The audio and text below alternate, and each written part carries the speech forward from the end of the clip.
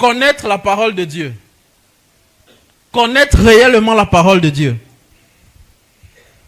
Dans Luc chapitre 4, la Bible dit que Jésus, après avoir été baptisé par Jean-Baptiste, a été poussé vers le désert.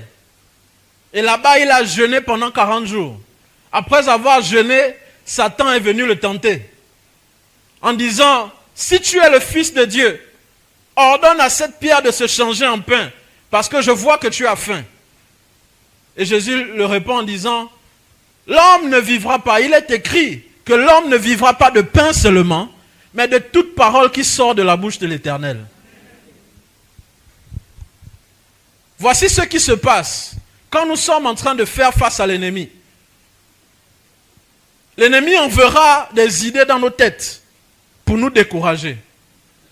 Des idées dans nos têtes pour nous affliger. Des idées dans nos têtes pour nous faire croire qu'il est plus fort que nous. Quand tu te sens faible, quand tu te sens abattu, quand tu te sens découragé, tout commence par ce que l'ennemi met dans tes pensées. Tout commence par ce que l'ennemi met dans tes pensées. Il te fait croire que non, tu ne peux pas y arriver. Il te fait croire que non, tu ne peux pas être guéri. Tu ne peux pas réussir. Tu ne peux pas enfanter. Tu ne peux pas, tu ne peux pas, tu ne peux pas. Et finalement, tu te sens abattu. Mais voici ce que quelqu'un qui connaît la parole fait. Quand l'ennemi lui envoie une mauvaise pensée de la sorte, il répond à l'ennemi en disant, il est écrit. Quelqu'un me suit? Il est écrit. Il est écrit. Pour chaque situation que tu traverses, écoutez-moi très bien, pour chaque situation que tu traverses sur la terre, il y a une parole pour ça. Amen. Toute situation que tu vis sur cette terre a une réponse dans la parole de Dieu. A une réponse dans la parole de Dieu.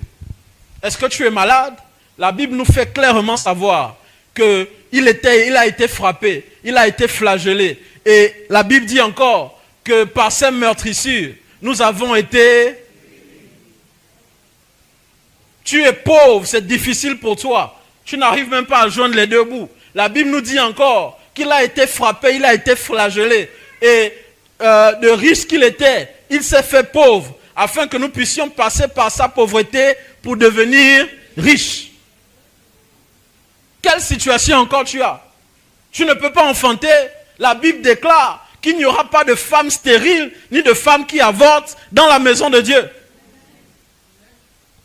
Ça fait des années que tu ne trouves pas de mariage. La Bible dit, il n'est pas bon que l'homme soit seul.